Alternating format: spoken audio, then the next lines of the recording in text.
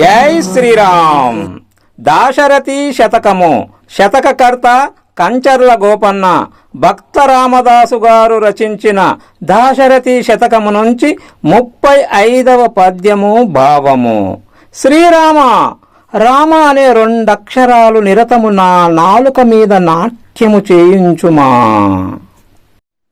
రా కలుషంబులెల్ల బయలంబడద్రోచిన మా కవాటమైడి కొని బ్రోచు నిక్కమది దీయుతులైన దదీయ వర్ణముల్ గైకొని భక్తి చేలుడవ గానరుగాగా విపత్పరంపరల్ దాకొనునే జగజ్జనుల దాశరథి కరుణాపయోనిధి.